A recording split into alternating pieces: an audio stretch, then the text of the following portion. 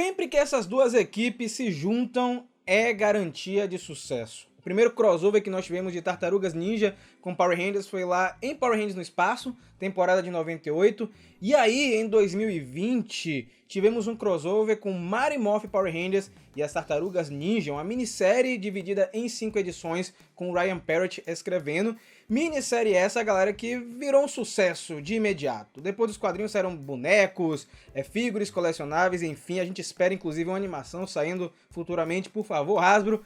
Mas por conta de todo esse sucesso, um segundo crossover foi anunciado e hoje aqui no Mega Power Brasil começamos essa série de reviews com a primeira edição de Mighty Morphin Power Rangers e as Tartarugas Ninja 2. Olá, Nação Ranger, tudo bem com vocês? Como eu disse, mais uma série de reviews aqui no Mega Power, o que significa que nos próximos meses iremos bater esse papo bacana, revisando e comentando tudo o que rolou no crossover envolvendo as Tartarugas e os Mighty Morphin Power Rangers. E eu não sei se vocês lembram, mas lá no primeiro crossover, que eu revisei as duas primeiras edições, se não me engano, depois a Ana que assumiu os reviews, eu não conhecia muito do universo das Tartarugas, só tinha assistido o episódio de Power Rangers e visto algumas coisas aqui e ali ao longo desses meus quase 31 anos. Mas eu corri atrás do prejuízo, assisti animação, assisti filme, li quadrinho, estou por dentro aí do universo das Tartarugas e posso dizer que até um pouco viciado porque eu tô querendo colecionar um bocado de coisa e já basta Power Rangers de vício que eu tenho, né? Não quero ter mais coisa não, aqui pro cenário não ficar com bastante coisa. Mas se você chegou agora no Mega Power Brasil por conta desse vídeo, se inscreve aqui no canal, fica comigo, porque tem muito conteúdo de Power Rangers saindo por aqui toda semana. Antes de começar a revisar a edição de hoje, é bom deixar claro que o Ryan Parrott, nosso queridíssimo Rian Papagaio, ele retornou para o crossover, para a continuação, e ao lado dele o Dan Mora, né, que é um ilustrador aí que todos os fãs dos quadrinhos de Power Rangers conhecem, que junto com o Raul Ângulo entregam essa primeira edição e vão até a última. E galera, vou dizer pra vocês que eu já fiquei assim bastante envolvido com o que rola já nessa primeira parte. E o nosso quadrinho ele começa em Nova York, 6 meses após os eventos do primeiro crossover. E aí vai um aviso, é sim necessário que você tenha lido o primeiro crossover, ou pelo menos ter visto os reviews aqui no canal, para entender o que está acontecendo. Porque logo de cara nós temos um confronto entre Casey Jones e Karai. Ele está procurando incansavelmente o paradeiro do Destruidor, que desapareceu lá no final do primeiro crossover, junto com Rita Repulsa. E o Casey Jones ele vem em uma campanha de tentar extrair informações de todo mundo que ele viu pelo caminho, principalmente os envolvidos com o clã do Pé. E ele acaba meio que conseguindo chegar até a Karai, mas não consegue extrair nenhum tipo de informação, porque assim como ele, ela não sabe o paradeiro do seu mestre, nem mesmo da Rita Repulsa. Inclusive, ela coloca toda a culpa da situação em cima da nossa bruxa intergaláctica. Conversa vem, conversa vai, além de eles trocarem porrada, também estão trocando ofensa sem parar. A Karai acaba caindo no chão e fala que ela não sabe o paradeiro do Destruidor, mas que talvez a resposta que o Casey Jones procura está ali, atrás dele. E aí ele fala, peraí, eu não vou cair nesse truque barato. Mas na verdade a Karai estava falando a verdade, porque abre um portal roxo atrás dele, sai alguma coisa de lá que acaba atingindo o Casey Jones, ele não fica desacordado não, tá? Ele só cai no chão. E aí a cena é cortada com a Karai dando um sorrisinho, né? E falando pro Casey Jones que ele pode falar pros amigos dele que as férias de verão acabaram. Ou seja, meus amigos, a treta vai começar, mas a cena é cortada e vamos para Alameda dos Anjos, mais precisamente no bar do Ernie.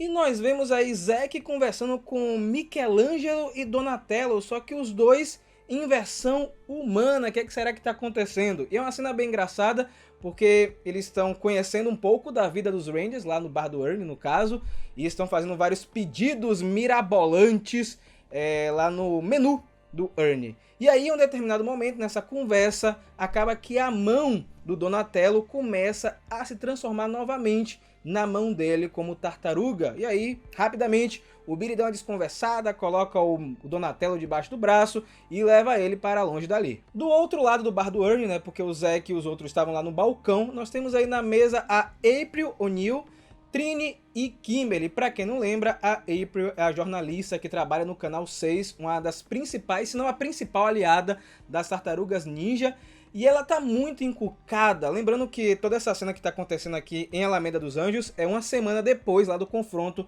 do Casey Jones com a Karai. E ela tá muito preocupada porque não tem nenhum sinal da Rita Repulsa, nenhum sinal do Destruidor, tá tudo muito calmo. E ela até mesmo meio que se questiona, né? Poxa, eu não consigo nem aproveitar um bom momento, né, com toda essa tranquilidade.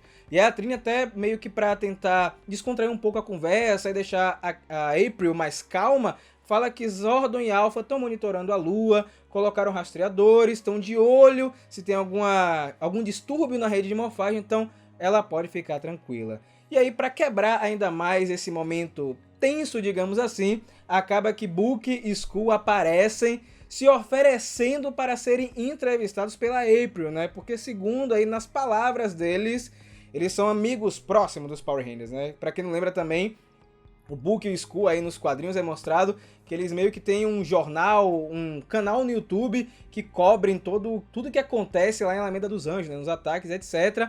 Eles meio que acharam aí que a April é colega de trabalho deles. Vamos agora para o centro de comando, onde Billy e Donatello estão batendo um papo. Billy, ele revela o que foi tudo isso que a gente viu aí nas primeiras páginas. Tanto o Michelangelo quanto o Donatello estavam com hologramas, era tipo uma ilusão para eles meio que se misturarem com os humanos e aproveitarem o bom da vida, que é tomar um milkshake lá no Bar do Ernie, não é mesmo? E aí o Billy fala que ele precisa dar uma aperfeiçoada aí no holograma para que ele dure mais tempo, etc. E o legal dessa cena também do centro de comando é que a gente vê vários apetrechos aí que foram utilizados nos quadrinhos, lá em edições passadas, como por exemplo aquela armadura que o Billy usou em Saban's Go Go Power Rangers. E aí nós temos um momento bem legal com o Donatello, onde ele comenta que, nossa, como foi legal novamente sair em público, né? Porque a última vez que isso aconteceu, nós éramos Power Rangers. E ele até comenta que sente vontade novamente de morfar, de virar um Power Ranger, que a energia da rede de morfagem, ela é arrepiante e tudo mais. E aí o Billy dá uma desconversada e leva o Donatello, ora vejam só, para ele dar uma aperfeiçoada no Dragão Zord. Será que isso aí é algum teaser do que vai acontecer nas próximas edições? Um upgrade que o Zord pessoal de Tommy vai ter lá nos próximos quadrinhos? Estou curioso para saber, né? Porque o Ryan Parrott, ele não coloca essas informações assim de qualquer jeito. Vai ter alguma coisa por aí. E aí o Donatello fala, Billy, a gente não ia treinar lá com o Leonardo e com o Jason? Ele fala, não, eles já estão bastante ocupados, vamos fazer as nossas coisas. E nas páginas seguintes, o Dan Mora dá um show aí de ilustração junto com as cores do Raul Ângulo, com o Leonardo e o Jason treinando, os dois líderes, né? O Leonardo é o líder das Tartarugas e o Jason, na ocasião, é o líder dos Mighty Morphin Power Rangers. Uma cena muito bacana, inclusive, onde os dois estão mostrando suas habilidades, dando algumas dicas, como por exemplo, o Jason, ele dá uma dica pro Leonardo para ele gritar enquanto ele tá lutando, né? Fazendo uma alusão ao que acontece com as lutas dos Power Rangers. Segundo o Jason, gritando no combate ajuda ele a se concentrar. Mas pro Leonardo, por outro lado, significa um momento de distração onde ele pode atacar o Jason. Ele acaba dando uma cotovelada e os dois aí encerram o combate. E aí depois desse mini combate aí, o Jason ele tá tentando puxar um pouco de papo com o Leonardo. É uma conversa bem interessante, eu gostaria que esses diálogos entre os dois líderes acontecessem mais vezes nos próximos quadrinhos. E aí o Jason pergunta pro Leonardo, pra puxar um papo, cara, onde foi que você tirou esse golpe aí do cotovelo? E aí o Leonardo fala que, eu peguei emprestado do Rafael, ora vejam só. Aí o Jason, cara, eu entendo, porque eu também já peguei emprestado um golpe do Tommy, que é o chute giratório dele.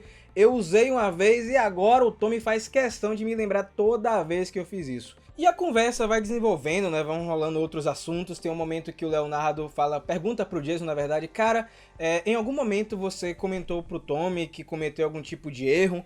E aí o Jason fala que sim, eu fiz isso.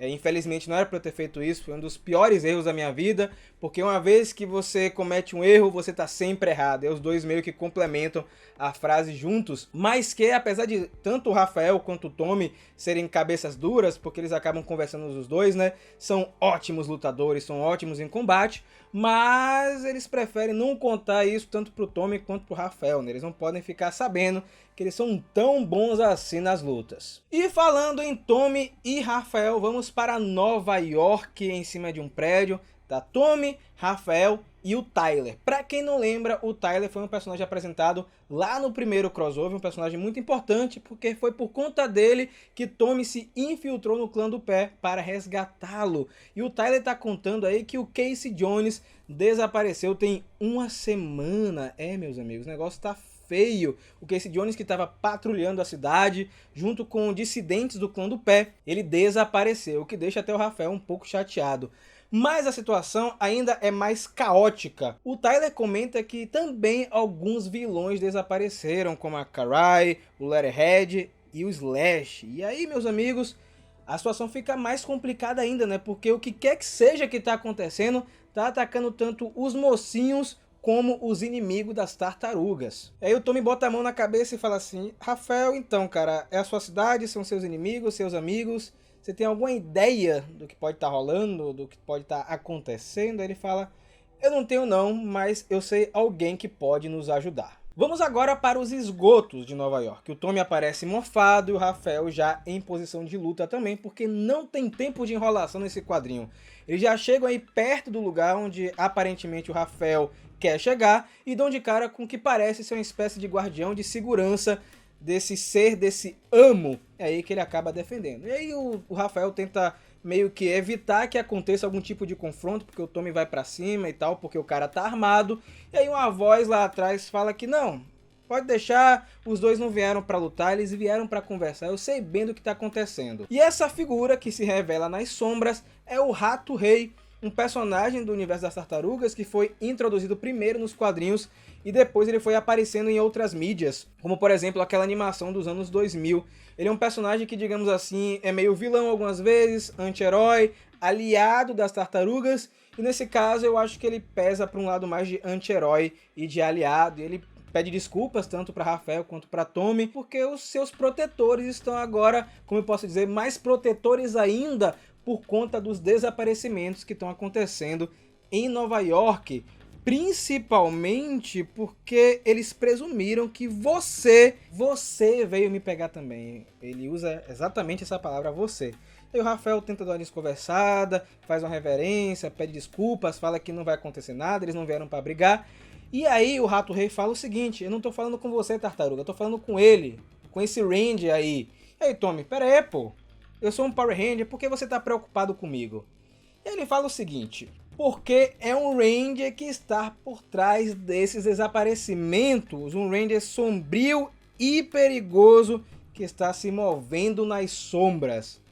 Do nada, meus amigos. Aí fica o Rafael com a cara de espanto, a gente percebe que o Tommy também ficou sem entender o que tá rolando.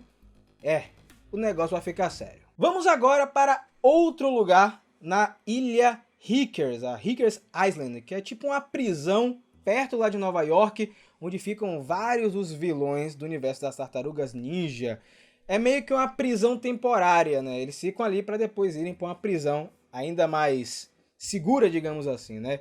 E nós temos aí uma cena com o Baxter Stockman lá na cela. O Baxter Stockman também é um vilão muito famoso do universo das tartarugas. Ele que começa como um cientista brilhante e infelizmente acaba se aliando ao clã do pé e outros vilões. E ele tá preso, mas não por muito tempo, porque do nada a parede da prisão é destruída e aparece Rocksteady, que é aquele rinoceronte, e Goldar. E reparem que o Goldar que aparece nessa cena está com a armadura um pouco diferente, com as listras vermelhas e tudo mais. E o Rocksteady disse que veio aí para resgatar o Stockman a mando do General Krang, que é outro personagem perigosíssimo aí do universo das tartarugas, um vilão que vem da dimensão X. E cara, essa cena aí do Rocksteady e do Goldar é muito bacana, que é um painel que o Dan Mora desenhou, que é como se fosse ele subindo até o teto lá da prisão, derrotando os guardas ao mesmo tempo. Uma página belíssima, muito bem feita, tem até umas setazinhas para acabar guiando aí quem não entendeu como é que funciona o movimento. E meio que funcionou essa dupla aí, né, Rocksteady e Goldar.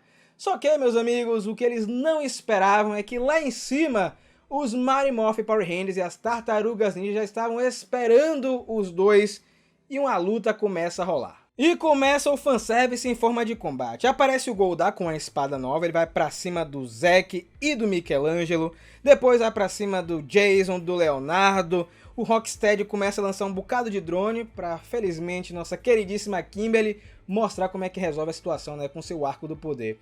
O único que não tá lutando, ele não é de lutar, né, é justamente o Stockman, que tá meio que escondido em um canto, pedindo rapidamente uma transferência para a Dimensão X, tentando entrar em contato com o General Krang, e ele acaba sendo surpreendido pelo Donatello e pela Trini, uma cena muito engraçada, né, porque ele tá meio que conversando com quem quer que seja lá do outro lado, e aí o Donatello ele meio que responde, ele confirma sim, é verdade, depois que ele olha e vê o Donatello, ele sai correndo desesperado. E aí, voltando para a cena de combate, olha só quem aparece, o Casey Jones, para ajudar os Rangers e as Tartarugas.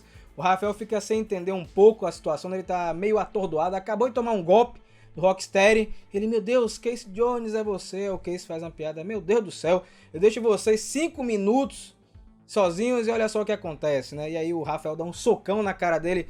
Cara, você é doido, você deixou a gente aí preocupado, você sumiu por uma semana, nunca mais faça isso. Depois dá um abraço no seu amigo. Só que não tem tempo para conversar, né, galera? Tá rolando uma treta das grandes. Aí o Raphael fala, ó, eu vou dar conta ali do Goldar e do Rocksteady e você dá conta do Stockman, beleza? Ele, com certeza. E voltando lá para Stockman, ele acabou sendo encurralado por Donatello e por Trini lá no topo do prédio, né? À beira do precipício. E ele meio que tentando fazer ameaça aos dois, né? Se rendam ou vocês vão sofrer consequência e tal. E aí a gente tem um momento até engraçado porque o Donatello fala assim, olha, eu não queria dizer não, mas a única maneira de você sair daí é voando. E aí o Casey Jones aparece, ele inclusive fala um negócio bem interessante, que talvez um dia o Stockman aprenda a voar. Né? Um negócio assim meio estranho, mas enfim. E aí a gente tem um momento de reencontro, mas sem muita conversa, sem muito papo, né? Porque tem uma situação ainda crítica. E aí o Casey Jones fala o seguinte, ó, vocês podem ir lá cuidar dos outros enquanto eu resolvo aí todo o problema envolvendo o Stockman. E aí, meus amigos, a Trini fala o seguinte, não. A gente vai ficar aqui porque o único lugar que ele vai depois daqui é pra dentro de uma cadeia, de uma cela. E aí o Donatello meio que confirma, né? Dá um reforço a essa fala da Trini. E aí, meus amigos, antes do Donatello conseguir terminar qualquer tipo de frase, ele recebe um golpe do Casey Jones, do nada. A Trini fica sem entender e o Casey Jones fala que está fazendo agora o que devia ter feito há muito tempo. E do nada ele fala abraçar o poder do caos e ele vira o que parece ser um Ranger. Poder extremo, um negócio assim diferente, um visual mais agressivo, digamos assim. Não sei como isso aconteceu, né? Parece ser um Power Ranger, mas um Power Ranger maligno. Será que é um poder combinado da Rita Repulsa com o Krang ou com o Destruidor? Não sei o que tá rolando. Fato é que logo em seguida o Casey Jones sai batendo em todo mundo. E a galera fica sem entender o que tá acontecendo, porque o Casey rapidamente ele abre aquele portal interdimensional e coloca o Goldar e o Rocksteady pra dentro também junto com o Stockman. E cara, o Leonardo ele fica incrédulo, sem entender o que tá acontecendo, né? Até porque eles são amigos há bastante tempo. Ele não consegue acreditar que o Casey Jones passou para o lado do mal. Tanto é que ele não consegue ter nenhum tipo de reação ou atacar o Casey Jones ou fazer qualquer outra coisa. Ele não consegue fazer absolutamente nada. E a edição termina com o Casey Jones falando que Léo não vai poder detê-lo dessa vez, meus amigos. Agora, tudo aí faz parte de um admirável mundo novo e que muito em breve ele e as tartarugas e os Rangers irão se reencontrar. A edição termina dessa maneira, com esse grande choque, um novo Ranger aparentemente aparecendo. Não posso confirmar para vocês que é um Power Ranger, mas que o visual parece ser um Ranger, parece. Então deixa aqui na seção de comentários o que você acha que tá rolando e o que você achou dessa primeira edição de Tartarugas Ninja e Mighty Morphin Power Rangers 2. Na verdade é o contrário, é Mighty Morphin Power Rangers e as Tartarugas Ninja 2. Eu gostei muito, aconteceu muita coisa interessante e eu curti muito essa chegada aí, essa reviravolta no final do Casey Jones passando para o lado do mal. Será que ele passou de verdade? É um plano que nem o Tommy fez lá no primeiro quadrinho? Será que ele sofreu uma lavagem cerebral? Ou ele foi por conta própria, né, como o Esquadrão A lá de SPD? Não sabemos. comenta aqui com a hashtag Squad do Poder. E não esqueça, é claro, de seguir o Mega Power nas redes sociais, Twitter e Instagram, onde saem as grandes novidades do universo de Power Rangers.